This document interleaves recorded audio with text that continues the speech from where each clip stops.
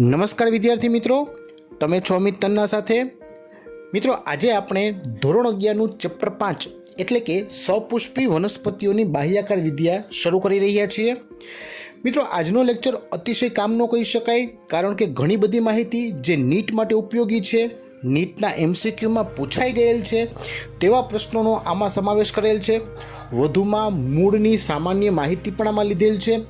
તો વ્યવસ્થિત અભ્યાસ કરીએ.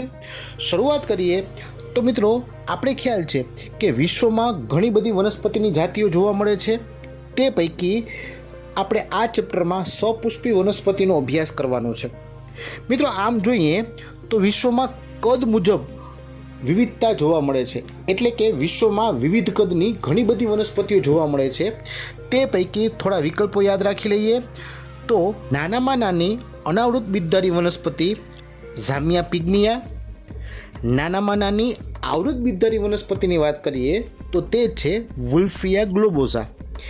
એ ઉપરાંત ઊંચામાં ઊંચી અથવા તો મોટામાં મોટી કહી શકાય એ વનસ્પતિમાં જોઈએ તો અનાવૃત બીજધારી થશે સિક્વોયા સિમ્પરવિરેન્સ. જ્યારે ઊંચામાં ઊંચી આવૃત બીજધારી વનસ્પતિની વાત કરીએ તો તે થશે યુકેલિપ્ટસ એટલે કે નીલગિરી. મિત્રો, આ 4 વિકલ્પો ખાસ યાદ રાખવાના છે. એ ઉપરાંત આપણે ખ્યાલ છે કે આ બધી વનસ્પતિઓ છે તેના સ્વરૂપમાં પણ વિવિધતા જોવા મળે છે. એટલે કે સ્વરૂપ મુજબ વિવિધતામાં વનસ્પતિઓને છોડ, ક્ષુપ, વૃક્ષ અને વેલા એટલે કે આરોહી પ્રકારની વનસ્પતિમાં વિભાજિત કરી શકાય છે.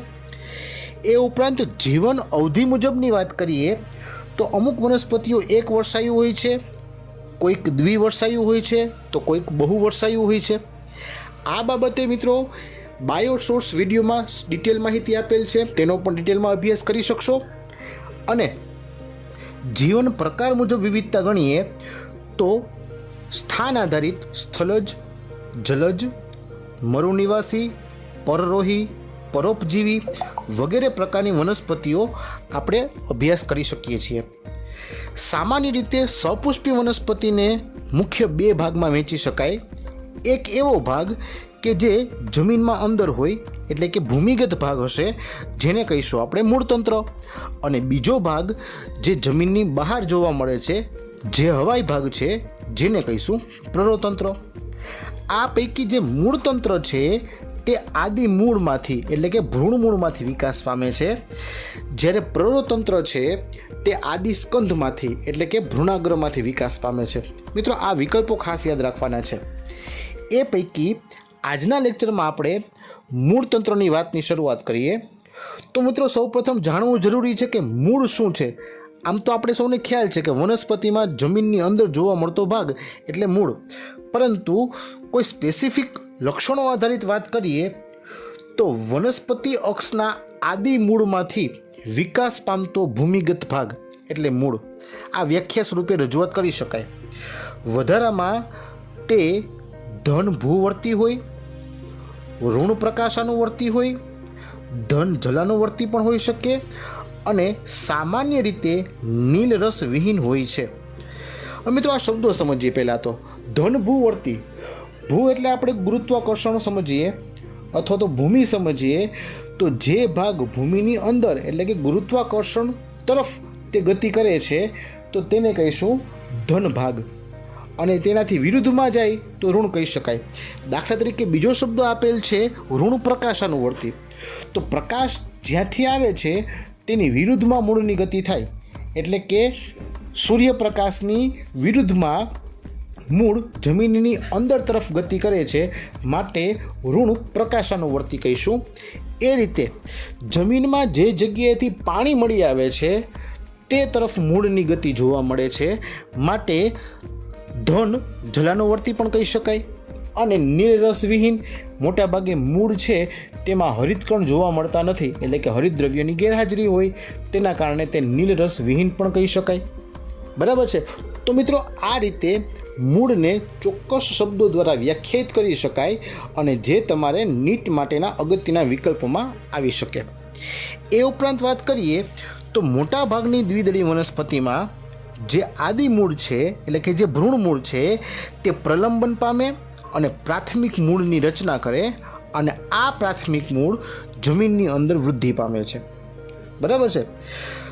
એ ઉપરાંત એ પ્રાથમિક મૂળની ફરતે પાર્શ્વીય મૂળનો વિકાસ થાય છે, જેમાંથી દ્વિતીયક મૂળ અને તૃતીયક મૂળ બને છે, અને આ રીતે પ્રાથમિક મૂળ અને તેની શાખાઓ સાથે મળી સોટીમય મૂળતંત્રની રચના કરે છે. દાખલા તરીકે રાઈ જેવી વનસ્પતિમાં આ પ્રકારે સોટીમય મૂળતંત્ર જોવા મળે છે. જ્યારે એકદળી વનસ્પતિની વાત કરીએ તો તેમાં પ્રાથમિક મૂળ અલ્પજીવી હોય અને તેને કારણે તેને બદલે તે જગ્યાએ ઘણા બધા તંતુ સ્વરૂપના મૂળ ઉત્પન્ન થાય છે, અને આ મૂળ પ્રકાંડના તલ ભાગેથી ઉત્પન્ન થાય. મિત્રો ખાસ યાદ રાખજો, બરાબર, પ્રકાંડના તલ ભાગેથી ઉત્પન્ન થાય, જેને આપણે તંતુમય મૂળતંત્ર કહીશું, જે મોટા ભાગે ઘઉં જેવી વનસ્પતિમાં જોવા મળે છે. ક્લિયર? એ ઉપરાંત ઘાસ, મોન્સ્ટેરા અને વડ આ પ્રકારની વનસ્પતિમાં ભ્રૂણ મૂળ સિવાયના ભાગમાંથી પણ મૂળ વિકાસ પામે, એટલે કે તે અસ્થાનિક મૂળ કહી શકાય. અસ્થાનિક મૂળ એટલે જેના મૂળ સ્થાનેથી, એટલે કે મૂળ જે મુખ્યત્વે જમીનની અંદર ઉત્પન્ન થાય છે તે સિવાયના સ્થાનેથી ઉત્પન્ન થાય છે, તો તેને અસ્થાનિક મૂળ અથવા તો આગંતુક મૂળ તરીકે ઓળખી શકીએ છીએ. દાખલા તરીકે શેરડીની વાત કરીએ તો તેમાં જે ગાંઠમાંથી ઉત્પન્ન થતા સાઈડમાં મૂળ ઉત્પન્ન થાય છે, પાર્શ્વીય મૂળ, એને કહીશું અવલંબન મૂળ.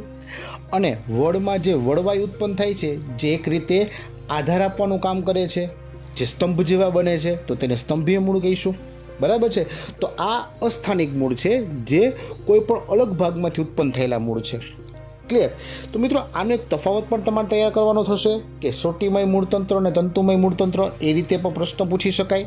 મિત્રો સાથે સાથે આપણે વનસ્પતિના મુખ્ય ભાગોની પણ ચર્ચા કરવાની છે, તો આપણે તે સમજવા માટે આ આકૃતિનો અભ્યાસ કરીએ. મિત્રો આકૃતિનો અભ્યાસ કરતાં તમને ખ્યાલ પડી જશે કે જે જમીનની સપાટી દર્શાવેલ છે એનાથી નીચેના ભાગનો વિસ્તાર છે તે મૂળતંત્ર છે, અને ઉપરનો ભાગ જે હવાઈ ભાગ છે તે પ્રરોતંત્ર દર્શાવે છે. મૂળતંત્રમાં અહીં સોટીમય પ્રકારનું મૂળતંત્ર દર્શાવેલ છે, એટલે કે તમે તેમાં પ્રાથમિક મૂળ, દ્વિતીયક મૂળ વગેરે ઘટકો જોઈ શકો છો. જ્યારે પ્રરોતંત્રની વાત કરીએ તો પ્રરોતંત્રમાં તમને જે પ્રકારનો ભાગ દર્શાવેલ છે તેમાં ચોક્કસ જગ્યાએ ગાંઠ દર્શાવેલ છે, બરાબર, કે જ્યાંથી પર્ણો અથવા તો કોઈ કલિકાઓ ઉત્પન્ન થતી હોય, તો આ ભાગ એટલે ગાંઠ. ક્લિયર? હવે મિત્રો બીજો શબ્દ યાદ રાખવાનો છે, આંતરગાંઠ. તો આંતરગાંઠ એટલે શું? તો કે બે ગાંઠ વચ્ચેનો વિસ્તાર એટલે આંતરગાંઠ. ક્લિયર? તો આ તમારે ખાસ યાદ રાખવાનું, આકૃતિમાં પણ દર્શાવેલ છે.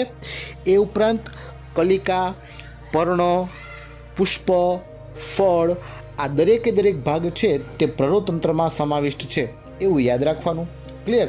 તો મિત્રો વનસ્પતિના ભાગ વિશેની આકૃતિ પૂછે તો તમારે આ આકૃતિ દોરી નામ નિર્દેશન કરવાનું રહેશે. ક્લિયર? એ ઉપરાંત મિત્રો આપણે મૂળતંત્રના અમુક કાર્યોની પણ ચર્ચા કરી લઈએ. તો સામાન્ય કાર્યોમાં સ્થાપન, શોષણ, વહન, સમતોલન અને રક્ષણ એવું આવી શકે. દાખલા તરીકે વનસ્પતિને આધારતલ સાથે પ્રસ્થાપિત કરી રાખવી, એટલે કે જકડી રાખવી, તો તેનું સ્થાપનનું કાર્ય થયું. એ ઉપરાંત જમીનમાંથી પાણી અને ક્ષારોનું શોષણ કરવાનું કામ પણ મૂળ કરે છે, એટલે શોષણ કાર્ય થયું. એ ઉપરાંત શોષાયેલા ક્ષાર અને પાણીને પ્રકાંડની અક્ષના તલ ભાગ સુધી પહોંચાડવાનું કામ, એટલે કે પ્રકાંડ સુધી પહોંચાડવાનું કામ પણ મૂળના ઘટકો દ્વારા થાય, એટલે વહનનું કાર્ય થયું.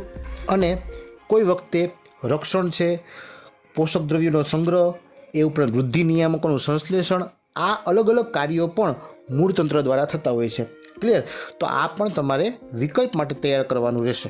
ઓકે, તો મિત્રો આને આધારે આજના પ્રશ્નો લખી લઈએ. તો પહેલો પ્રશ્ન થશે, સપુષ્પી વનસ્પતિના વિવિધ ભાગો દર્શાવતી માત્ર આકૃતિ નામ નિર્દેશન સાથે દોરો. નેક્સ્ટ ક્વેશ્ચન, તફાવત આપો, સોટીમય મૂળતંત્ર, તંતુમય મૂળતંત્ર. નેક્સ્ટ ક્વેશ્ચન, નોંધ લખો, મૂળતંત્ર. મિત્રો અહીં તમારે આખો પ્રશ્ન વિગતવાર લખવાનું રહેશે. ક્લિયર? અને અંતે મૂળના કાર્યો વિશેની માહિતી આપો. મિત્રો આમ જોઈએ તો આપણે આગળ મૂળના મુખ્ય અને વિશિષ્ટ કાર્યોનો અભ્યાસ પણ કરવાનો છે, એટલે એ પ્રશ્ન ડિટેલમાં પછી અભ્યાસ કરીશું. ક્લિયર? આજ પૂરતું આટલું જ રાખીએ છીએ. વ્યવસ્થિત અભ્યાસ કરજો, તમારા બીજા મિત્રો સુધી ફોરવર્ડ પણ કરજો. ક્લિયર? તો નેક્સ્ટ લેક્ચરમાં નવા ટોપિક સાથે મળીશું. ત્યાં સુધી વાંચતા રહેજો, તૈયારી કરજો. જય હિન્દ.